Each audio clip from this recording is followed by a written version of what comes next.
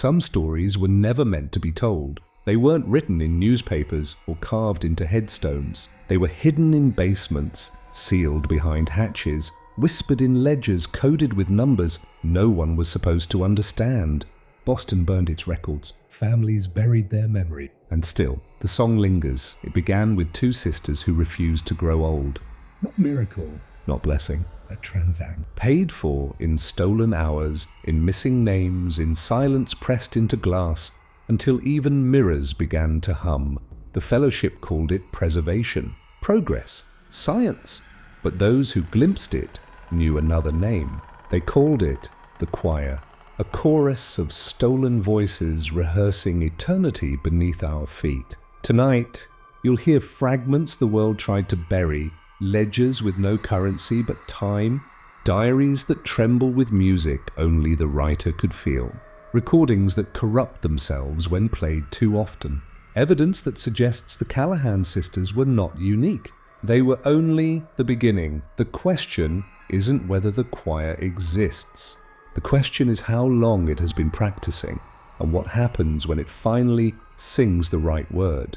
Part 1, The Ledger with No North. They will tell you Blackwell House was demolished in 1912. The archive photos are clean, charred beams, a line of men in hats, a sign hammered into ash that reads, Future Warehouse Site. The town prefers that picture. It's the one they show in school assemblies, the one that lets everyone believe time moves in one direction and disasters end. But houses are not just walls and roofs, they are arrangements of permission.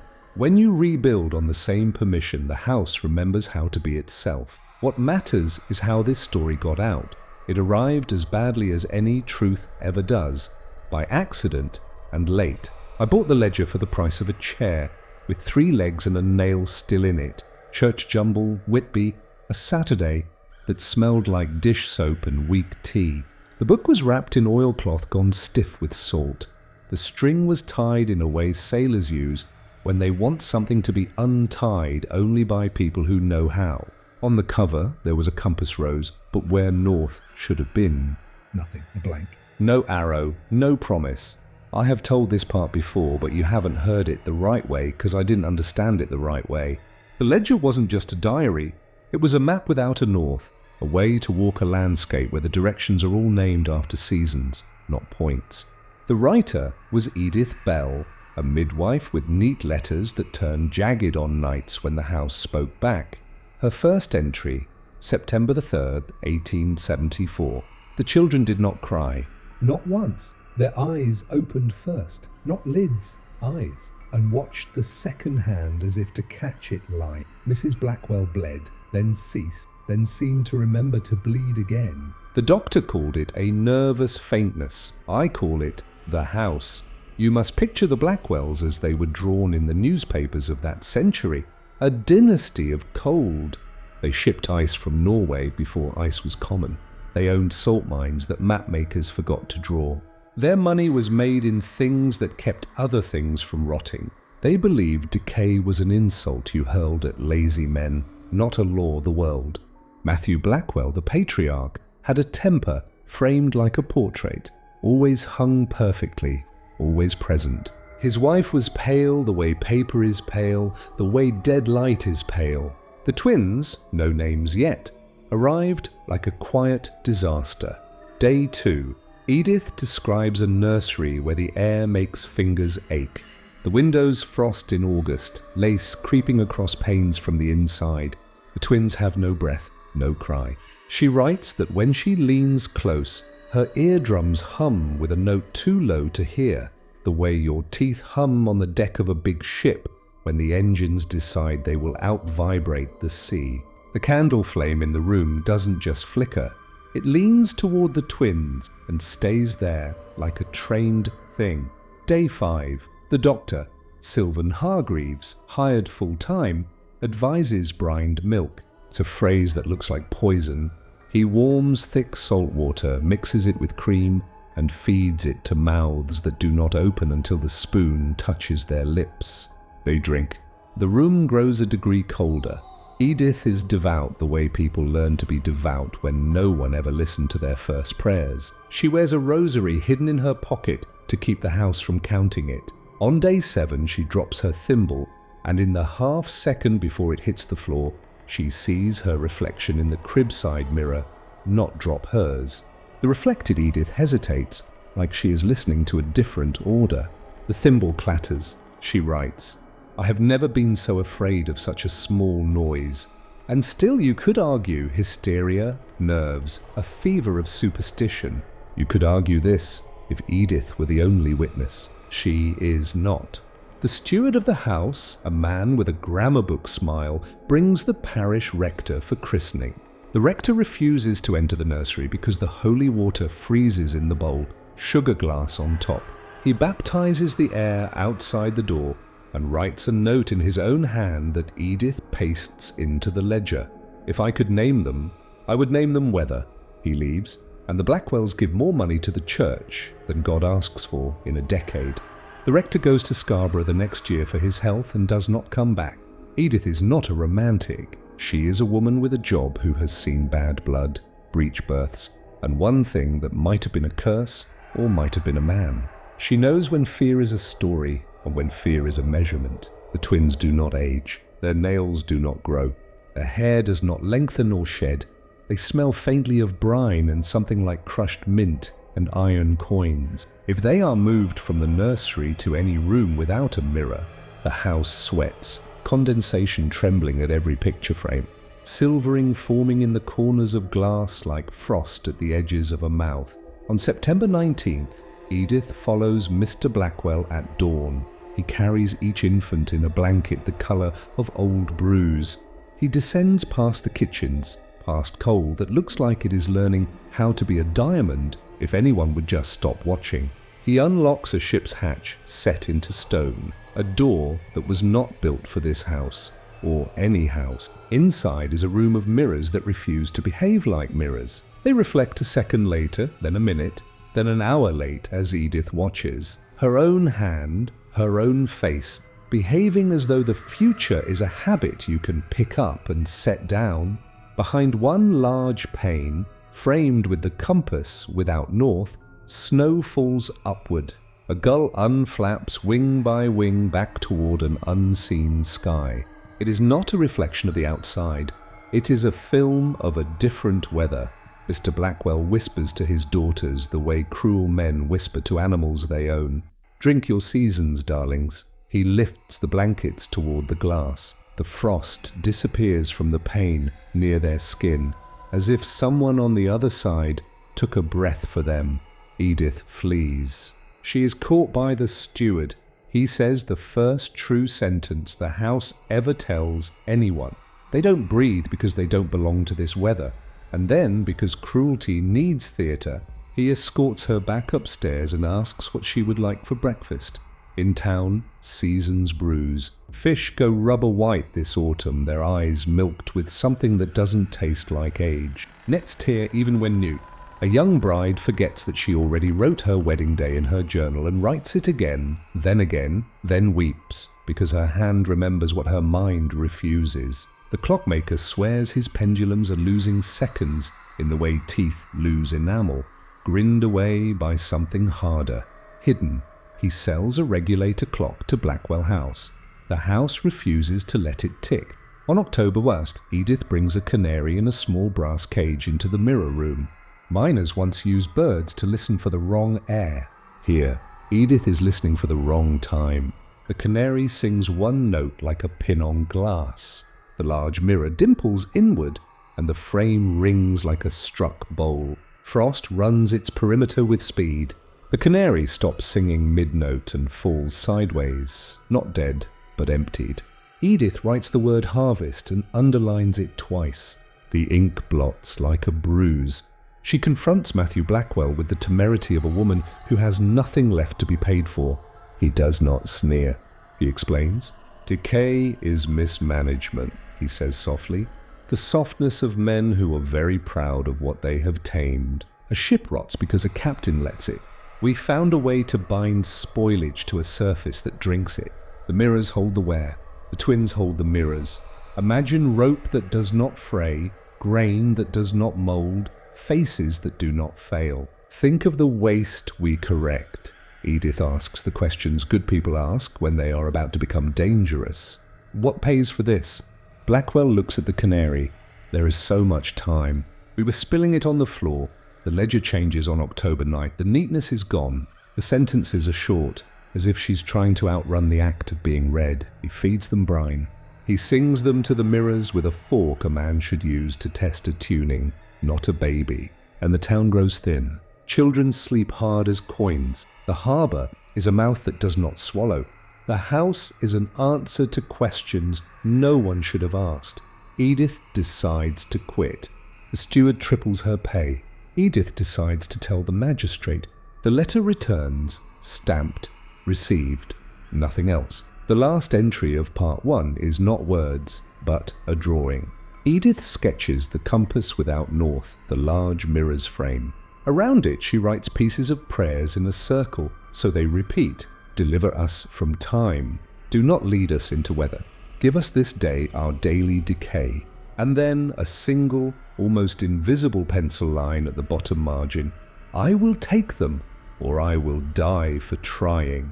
If you are listening at night, if your mirror faces your bed, if you can see even the faintest reflection of your sleeping face, turn the glass to the wall before you hear part 2, because from here the story learns how to breathe. Part 2, Night of Borrowed Breath. They called it a gala, but the invitations smelled like brine, and the wax seal held a compass rose with no north. Men who owned grain and men who owned daughters came anyway. The chandeliers in Blackwell House burned so cold the flames looked glassy. A violinist played a waltz in a key you couldn't quite hear, and every mirror on every wall wore a frost-lace collar that didn't melt even when 100 bodies breathed on it. Edith Bell, midwife, witness trespasser, stood with the serving girls and took the room's measure the way sailors take a sky. She had already seen the nursery ice in August, already held her ear to a child who did not breathe, and heard a tone too low to be sound humming through her bones. Tonight, she watched a new miracle, how a house can convince a town to clap for its own funeral. On a dais, Matthew Blackwell raised a glass. The men around him tilted theirs, hungry as dogs who've learned a bell means meat. Neighbours, Blackwell said, voice butter smooth, we present the future, perpetual stores and cold houses. Freshness unspoiled, unspent. A season hell. The word hung like a hook. Edith felt the steward's eyes sweep the room. He smiled the way punctuation smiles, a period at the end of someone else's sentence. Dr. Sylvan Hargreaves stood near the hearth with a silver tuning fork tucked into his waistcoat, biting the tip now and then as if testing a promise on his teeth. When he did, the mirrors breathed the way ponds breathe when frogs go quiet. A bell tinked for a toast. It was the wrong pitch. It made the hair on Edith's wrists rise. She moved, past the Epernies and the velvet, and the men trading shares of futures, past a portrait whose eyes had been cleaned to look attentive. Down the back corridor, where the house always clicked half a second late, your heel hit stone, then the echo, then another little click, behind the echo like someone else was learning to walk. She had the key, a small theft from a large man's pocket, traded for a smile and a slice of distraction, baked by the cook who hated the steward and owed Edith a favour. The ship's hatch, the door with bolts where no house should have. Bolts yielded. The mirror room was awake. No candles were lit, and yet the frames glowed the blue of a bruise you haven't decided to notice. In the largest pane, the frame engraved with that map that promised everywhere but north, a storm unhappened, rain unfell, lightning unscorched, a mast rebuilt itself plank by plank, like guilt rehearsing an apology.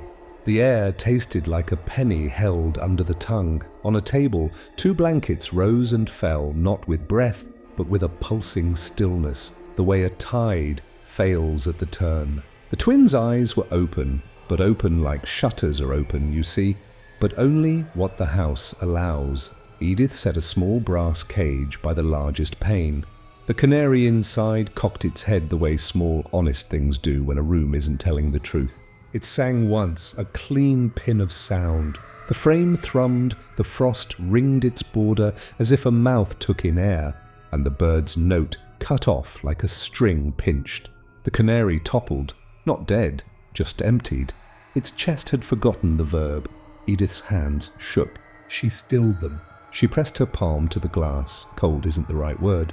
The pane was empty, a space where time had been and had been spent. Her skin left no print. The mirror refused to admit she was real. Footsteps, soft, precise, trained. She slid behind a pillar. Breath hived in her throat. The steward arrived first, smile ironed. Blackwell followed, carrying a bundle the shape of a fortune and the weight of a crime. Hargreaves bit the tuning fork. The note rolled out, thick and oil-slow, sliding into all the places the room kept for obedience. The twins' pupils dilated, turning toward the sound like sunflowers taught manners. Blackwell spoke to his children as if they were investors. Anchors. To Edith it sounded like handcuffs. He lifted the blankets toward the big pane. Frost cleared beneath the babies' faces, as if someone on the other side had leaned in to breathe for... "You're stealing time?" Edith whispered. Before she knew she was speaking, the steward's eyes clicked to where she wasn't. Hargreaves's smile tried to be kind and failed. Blackwell didn't turn. "We're correcting waste," he said softly. "Decay is mismanagement. We hold the season here," he touched the frame, "and divert its appetite. Rope that doesn't fray, grain that doesn't mold, faces that do not fail." "Into whom?" Edith said, louder. "Hargreaves. What would rot anyway? Excess. Slop. The poor have hours they do not use." In that sentence, the house's temperature dropped a degree. Edith felt it in her teeth. She stepped out from the pillar, not hiding anymore, the brass cage at her feet, the little yellow witness prone and quiet. "Give them back their weather," she said. "Let them breathe." Blackwell looked at her the way men look at storms from porches they paid for. "You'll be compensated for your service," he said. "We'll see you comfortable forever." "Forever is a trap," Edith said. The steward's hand slid into his pocket where a pistol waited to feel important. Hargreaves lifted the fork again. "Decision is a cliff. You don't climb, you jump." Edith jumped. She moved while the fork still glittered between Hargreaves's teeth. 2 strides. 1 blanket she didn't think she took. The child was cold and heavy in the way still water is heavy. She ran the 3 paces to the big pane and pressed the baby's blue salt palm to the glass. Crack. Not shatter, fault line. A hair-thin fracture spidered through a number no clock admits. The frame shuddered. The frost ring reversed, the way a mouth spits out the wrong thing. The hum died, like a beast refusing reins. The child in her arms breathed air, not brine. A ragged human gasp, the first verb the room hadn't assigned. "Then God forgive the house," the child wailed. Sound hit the mirrors like stone. The smaller frames fogged hard, then cleared as though chewed. The steward flinched. Hargreaves's fork clanged to the floor. Blackwell's careful face cracked, not like glass, like polite. He whispered. No, Edith ran through the hatch, up the corridor where the house makes you your own ghost. Footfall, echo, after echo. Lamps guttered but didn't go out. The room had stopped deciding. She reached the chapel because chapels hate mirrors like healthy flesh hates a splinter. She slid the child beneath the altar, where wood had been polished by knees and time. She grabbed the bell rope and rang until her palms burned. The town came, not because they were brave, because the sound told them what to be. Women with iron and men with axes, boys with stones in their pockets the way the drowned doctor had stones in his. They poured down the corridor like weather that had remembered itself. They broke frames. They salted the salt with spit and old words. They said the rector's quiet prayer, wrong and right. Deliver us from time. Give us this day our daily decay. Blackwell's men tried to hold. There are only so many salaries you can stack against people who have learned the shape of their own fear. Back in the mirror room, something changed. Registers. The big pane hummed low, lower, so low Edith felt her molars shake 2 rooms away. The steward fired once, the way cowards do when their hands have been taught a simple answer. The shot chewed a pillar. Plaster spat snow. Edith shoved a pew against the chapel door, pressed her back to it, pressed her palm to the child's chest. Warmth. Small, stubborn warmth. The baby's mouth opened and closed like it had invented breath and was trying to remember the recipe. Edith sang a hymn with no notes, just a sound a throat makes when it wants the air to stay. The corridor roared. Not fire, weather. The house exhaled a decade. Frost raced along skirting boards and then across ceilings, a pale animal fleeing a brighter one. Mirrors shrieked the way porcelain shrieks when it learns it can break. Smoke followed with the patient certainty of things that always get their way. Someone shoved the chapel door from the other side. Mrs. Bell, a voice. The clockmaker, his hand under the jamb, bleeding silver where a gear had bitten him. They're bringing the other one. Edith's stomach dropped. The other... A twin, he grunted. The steward's got her. No breath, no cry, just watching. The door bucked. He licked the pew. A picture of a saint, blistered, face bubbling into a stranger. Men burst in. Smoke bit. Edith coughed a century. The clockmaker hauled the pew aside and women with wet shawls formed a wall between altar and corridor. Where is she? Edith shouted. The clockmaker's gaze shifted unfocused, like someone trying to see behind glass. Wrong, he said. They turned left and then weren't. Weren't what? Here, he said, as if the word had weight. The chapel roof coughed charcoal. Sparks fell like bright, lying snow. Someone screamed that the mirror room was a chimney. Someone else laughed, a cruel, panicked sound, because chimneys, at least, are meant to burn. They found one twin when the smoke thinned, alive, wailing. The other left no trace. Not a curl of hair, not a scrap of lamb's wool, not a print in salt. Only the big pane's frame left leaning like the jawbone of a monster someone had promised to keep as a pet. The official story wrote itself by mourning, faulty pipes, tragic loss, resilience, a donation from the Blackwell Trust to rebuild, and a line about perpetual care for the afflicted children that did not say where the children were. Edith pasted the handbill into her ledger. Below it, one sentence only. I broke one anchor. The other drifted. Do you feel it?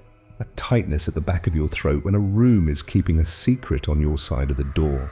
That's where part 2 ends. Not safe, not finished, only hung on a nail everyone pretends isn't in the wall. Part 3, the fellowship's ashes. The morning after the fire, the newspapers printed their convenient lie. Faulty pipes, the headline read. Blackwell estate consumed, children lost.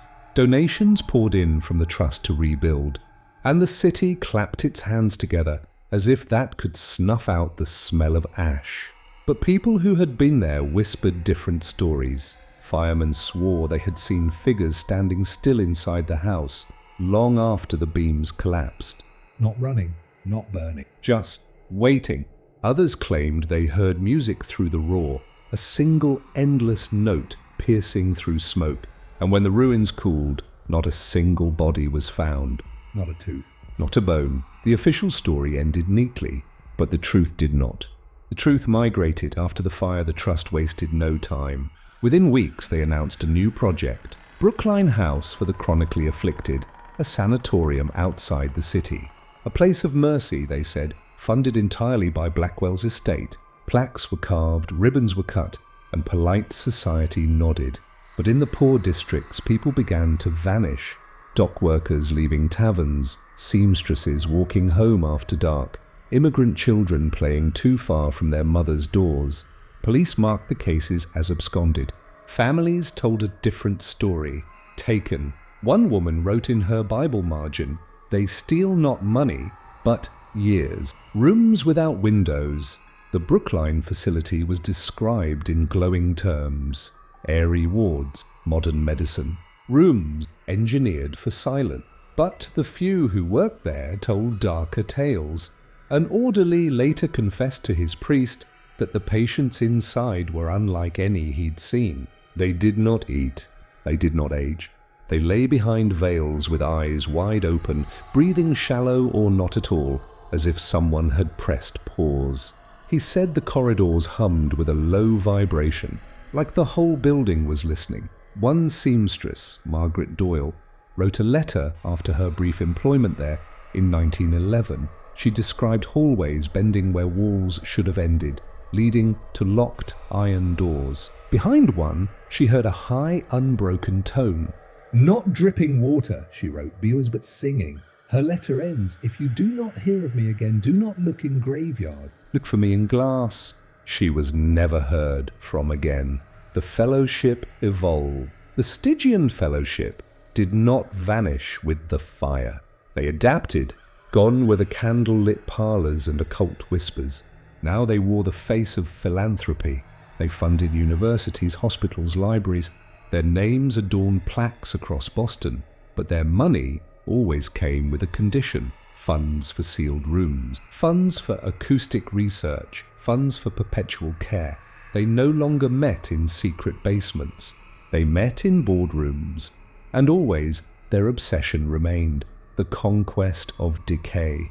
Finch's notes, among the few papers smuggled from Dr. Finch's asylum cell, was a translation from Somnus Infinitum. It spoke of stasis not as permanence but as balance. Two anchors, it claimed, bound together. One could drift, the other remain. Severing one would end the other. Finch underlined the passage twice. Beside it he wrote, "The sisters are not preserved to you. They are trapped." One holds, one drifts. The photographs in 1912, a physician's estate sale, turned up a set of photographs, burned at the edges as if someone had tried to destroy them.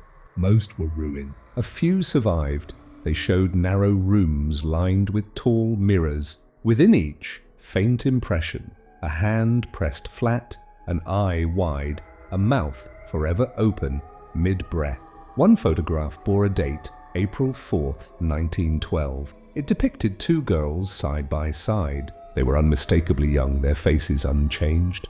And yet they were the Callahan sisters, missing for 41 years. The photograph vanished from the auction within hours. The buyer's name was never recorded. The withered prince rumors spread of a locked ward inside Brookline, never opened to staff. Those who passed near it swore the air vibrated in their teeth. A low hum. Some said it was the machinery that powered the cold houses. Others whispered of a single patient inside, never seen, never named. Ledger notes suggest that Marcus Callahan's son Thomas, who had supposedly died as a boy, was alive inside that room. Not alive in any way a body should be, but alive enough to fuel the permanence of others. The withered prince, Finch had called him, the anchor that fed the sisters' endless youth. If true, the fellowship had not only preserved the girls, they had preserved the machine itself. Vanishing north as the fellowship grew bolder, signs multiplied across Boston. Mirrors that delayed their reflections, bread that lasted too long, fish that spoiled too soon. Sailors swore their compasses spun senselessly near the new warehouses funded by the trust. Children drew maps in chalk, but left the northern point blank. They said, "North is gone." It was the same compass rose that had sealed the gala invitations years before. A circle with no north. The doctrine of mercy doctors employed by the fellowship published papers in private journals. They spoke of wasted hours reclaimed and excess vitality harvested. They claimed the poor lost nothing, only surplus time, time they would have squandered in labor or sleep. But the ledgers of the missing told another story.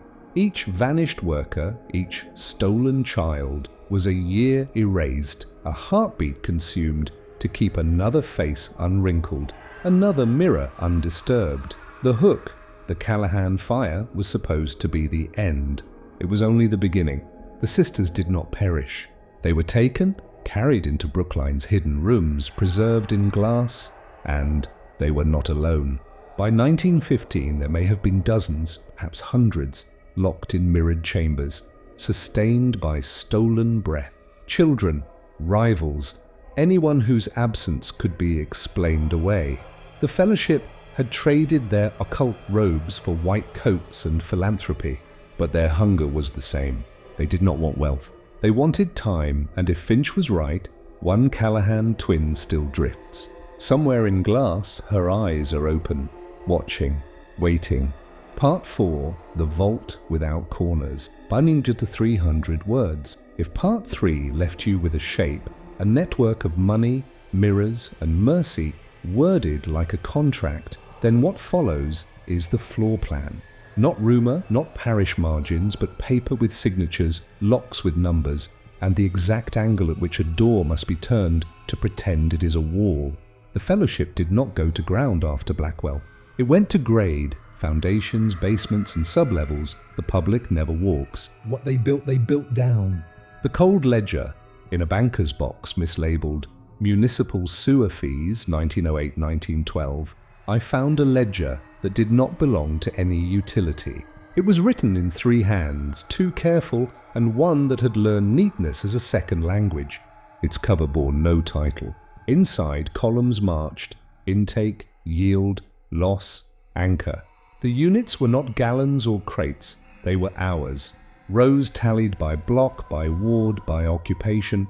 On March 17th, an entry, Dock 3, late shift, 26 hours captured, 2 unfit, inebriation. Yield reallocated to ward N. On April 4th, a bolder line, ink heavier, as if the pen had been held by a man who wanted to feel the weight he was moving. Twin cycle maintained, AR plus IC.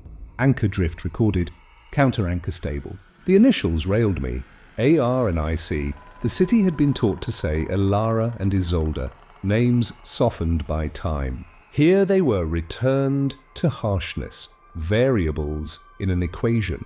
At the back, a single line across the page.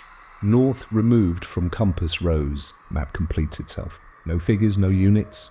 A sentence written like a command. Brookline's plan drawn by a hand. That new architectural plans for Brookline House sit in a rolled tube in the state archives, brittle and brown. The public sheets show bright, airy wards, windows tall as piety, porches meant to promise country air. Wedged behind them was a smaller roll bound with twine, substructures. There is a shape buildings fear to own, a room with no corners. The plan called it Resonance Chamber A. It was almost a circle and almost a square, 87 degrees where 90 would be, edges shaved away until no angle could hold a shadow. Around it, 12 narrow bays marked panes, not windows. The symbols for glass faced inward. At the heart, a symbol that appeared nowhere else in the file, a music stand. The notes scribbled in the margin were not the architect. They were a physician's. Hold at 440. Augmented 41, bell below breath. Another hand, small fast, added, she sings when starved, feed only when phrasing fails. I do not know whose small fast hand. I know the handwriting of men who think in... This was the hand of someone who keeps time by pulse. The bird. You've heard the whisper by now, passed across kitchens and tenements like a charm. There was a bird, not metaphor, a cage, ornate iron, the size a rich man might buy when told rarity sounds better in metal. A nightingale, Clara said in the letter that should have died with a parish. The iron box that came to Blackwell did not bring medicine. It brought song. At Harbour Mount, they did not keep birds openly. But in the ledger, there were seed charges, tiny purchases billed to the trust as avian feed, and a veterinary line item, Dr. Fitz, avian laryngoscope. No one laryngoscopes a bird unless they expect that throat to carry a load. In a forgotten storeroom beneath the old anatomy hall, moved, mislabeled, ignored, there waits a packing crate half-rotted with sea air. Its stencil says fragile peg glass in a font that left Boston with the last tall ships. Inside, nested in straw, sits an iron cage with a hinged perch and a clever throat mic soldered to a brass tube. The arresting thing is not the contraption. It's the lining. The bars are laced with a translucent resin that still, after a century, holds a faint frost. When I touched it, my fingertip tasted penny cold for an hour. They didn't just borrow a bird's song. They tuned it, caught it, fed it back to the room until the room remembered how to hold. Perpetual care. Translated philanthropy speaks a dialect no one thinks to translate. Perpetual care appears in endowments, wills, and bronze plaques, the way Amen appears at the end of prayers. In trust memoranda, it coded itself. PC with a slash through the P, like a currency mark for a coin you can only spend on someone's forever. A nurse's notebook, ink smudged by hands that had washed too many lives from too many beds, decoded it with ordinary courage. PC does not mean comfort, she wrote. It means constancy. They do not change them. They do not allow them to. They call deterioration cruelty. They call stasis mercy. They call stealing hours a harvest. She listed numbers, beds, wards. A sub-ward labelled X with one beside it and an underline too heavy for shorthand. At the bottom she wrote, as if to convince herself her mouth still worked, "They watch. They are not asleep. They are learning."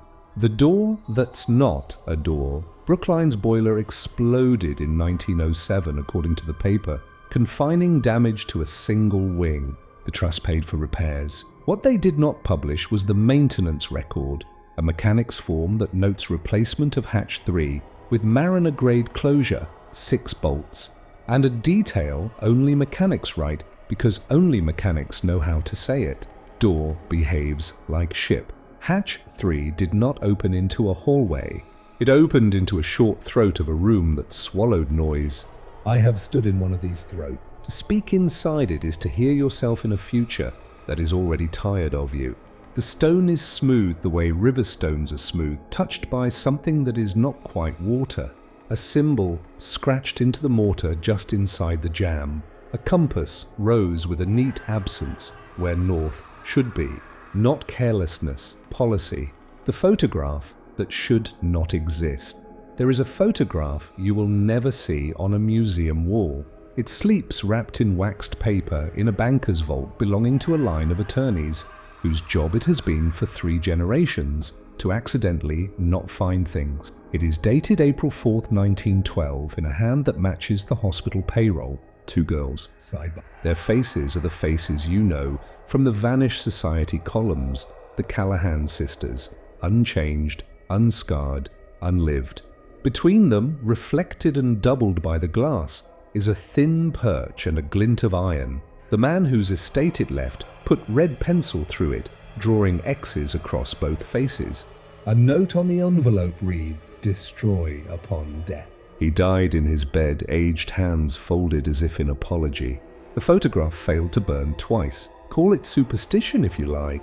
Paper has a way of refusing to be the end of the story it carries. Cold Luna, warm hand. Finch wrote about it in panic language, and the Latin makes people feel safe. Luna frigida, the cold moon. Dormancy disguised as death. A switch they could flick when attention grew dangerous. There is a sequence, chemical, acoustic, that deepens stasis until even a physician with steady fingers will sign a certificate. An inventory card from Brookline's pharmacy lists vials of SL, restocked irregularly, always after incidents, a strike at the docks, an alderman's reform speech, a reporter's inquiry. Under SL, someone penciled, "Sleep longer." The point was not to kill, the point was to store. When they moved the sisters, they would have done it asleep, with a note thrumming through the crate, so no accidental kindness, sunlight, breath, love could wake them in transit. An anonymous envelope and a ringing that does not stop some documents arrive on their own schedule.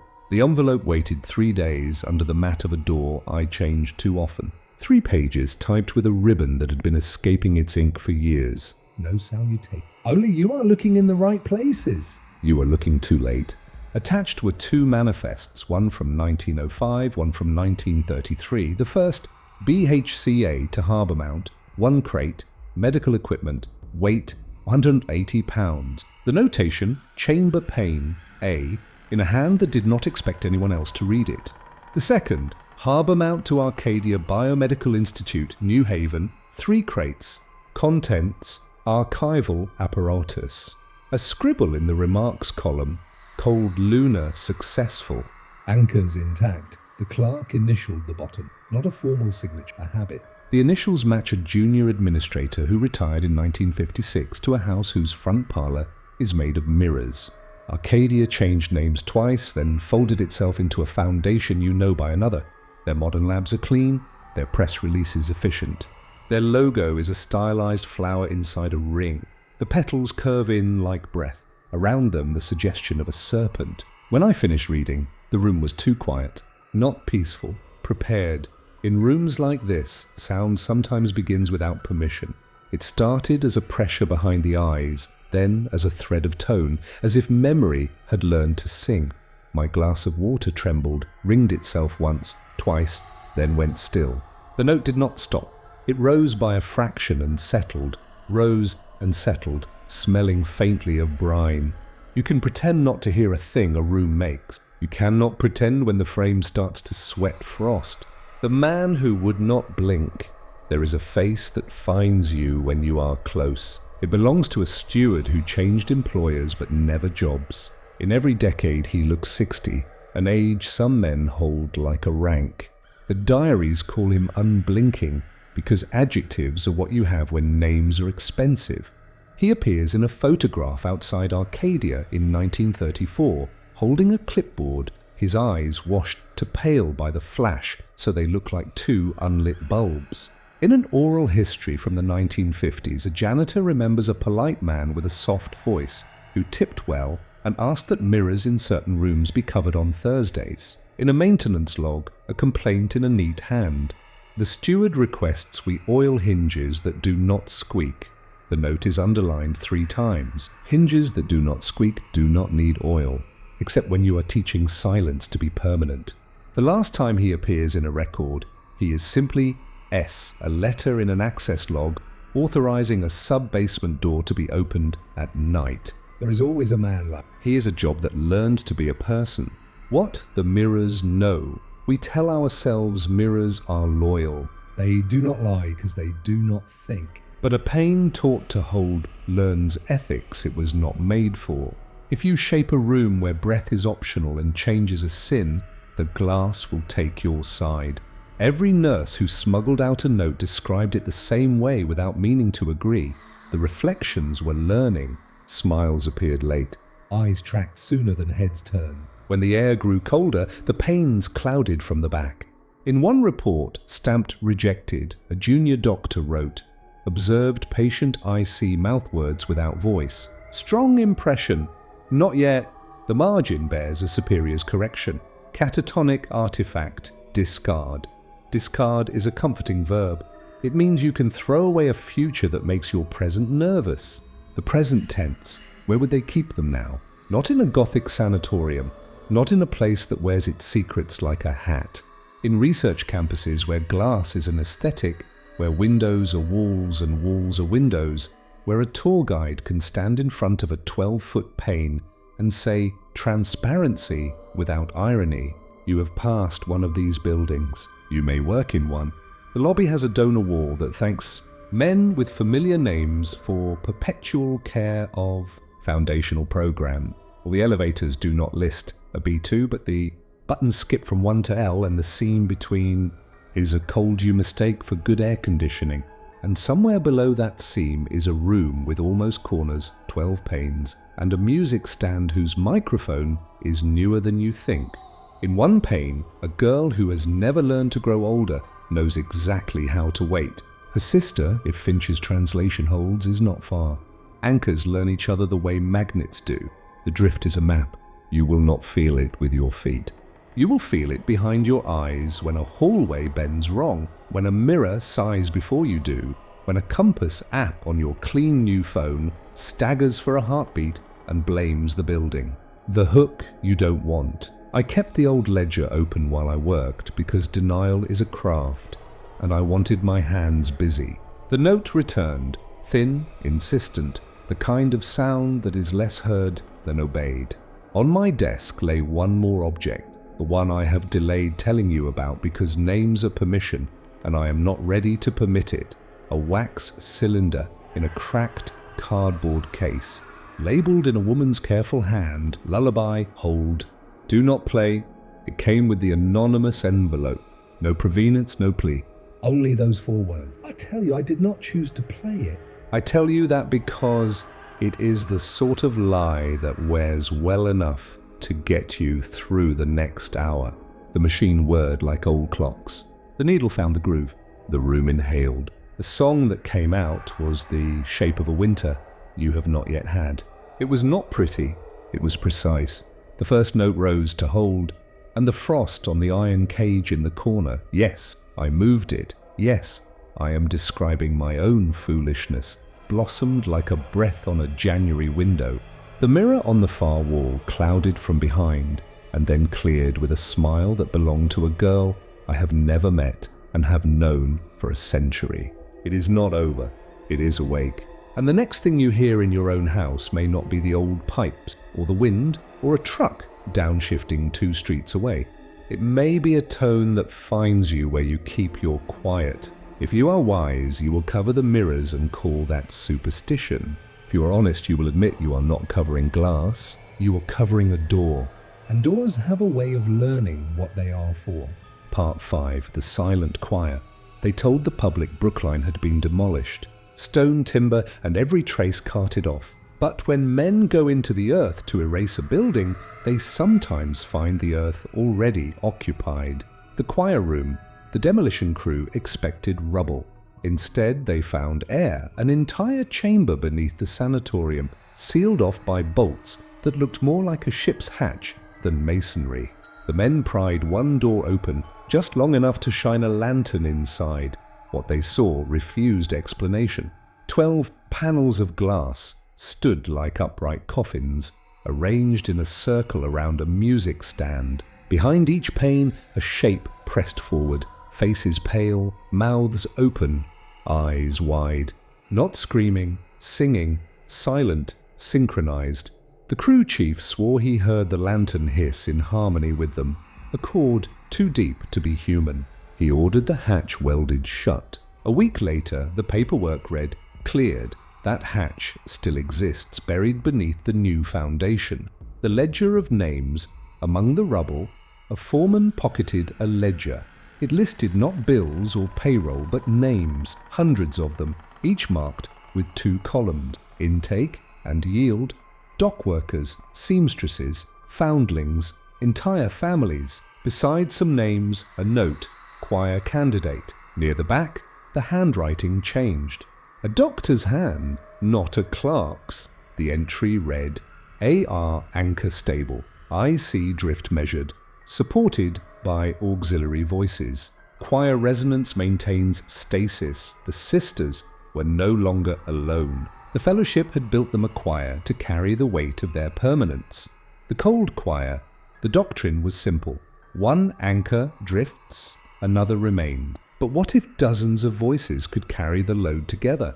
By the 1940s, the fellowship had turned victims into an orchestra of stillness. Every missing labourer, every child without a grave, converted into a note, sustaining a chord. Their awareness wasn't gone. It was harnessed. Witnesses spoke of vents in the sanatorium that hummed at night, of mirrors clouding in unison, of nurses who could not sleep because they felt their teeth vibrating with a song no ear admitted. One nurse's diary, found in an attic trunk, ended with 3 words. The choir listened. War as cover World War II. 2 gave them opportunity. Bombings erased ledgers, blackouts concealed transfers, chaos justified disappearances. Arcadia Institute presented itself as a patriotic research arm, experimenting in cryogenics and battlefield preservation. But buried in a declassified memo is a chilling line.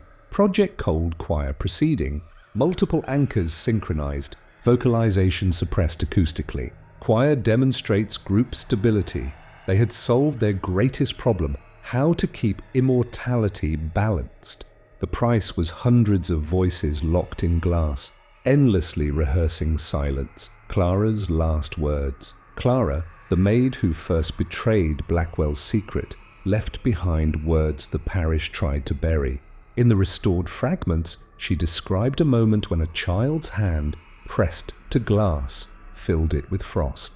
Two voices emerged, not human, not separate. Like a prayer said backwards, she wrote. The steward called it the choir's breath. That phrase reappears in fellowship minutes through the 1950s. Choir breath intact. Stabilization confirmed. Surplus voices available for expansion. Surplus voices. People stripped of hours until even their silence became property. The Vanishing Reporter. In 1968, journalist Harold Kinney traced disappearances from state hospitals to Arcadia. His notes survive in fragments. One sheet ends mid-sentence. The fellowship does not kill its victims. It converts them into, but the page rips clean. Kinney vanished that same week. The symbol that changed faces. By the 1980s, the fellowship had buried its occult trappings. Its serpent and lotus emblem evolved into corporate logos, circles encasing blossoms, petals bound by art. Hospitals, labs, and foundations displayed them proudly.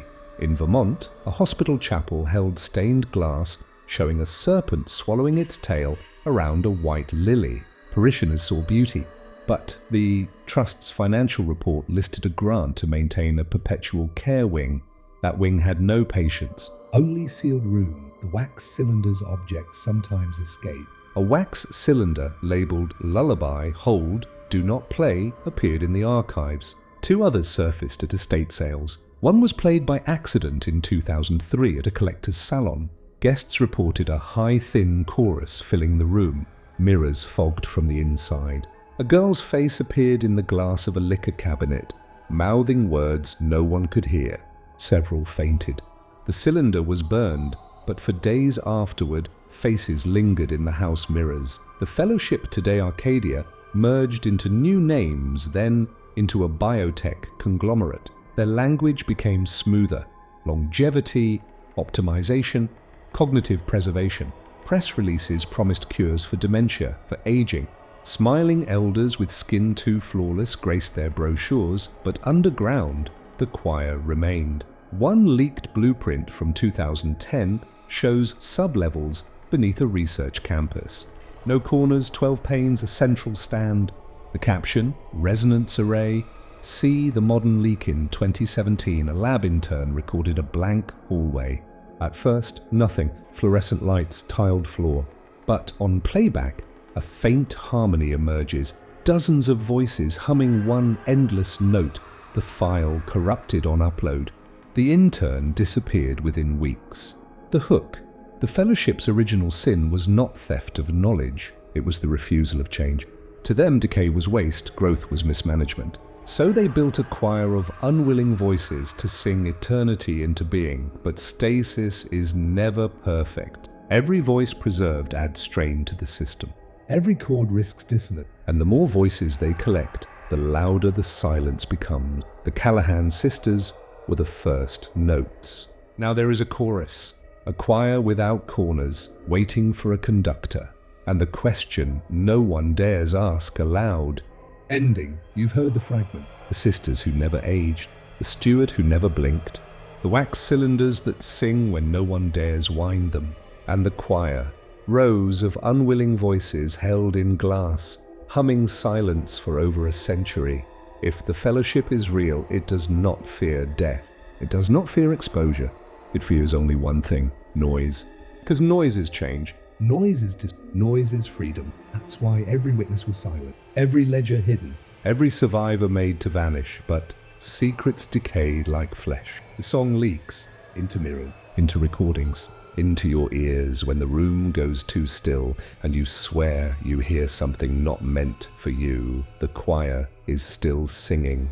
Maybe beneath a lab, maybe behind a hospital wall, maybe in the reflection you glanced at before pressing play. The question is no longer if, the question is when.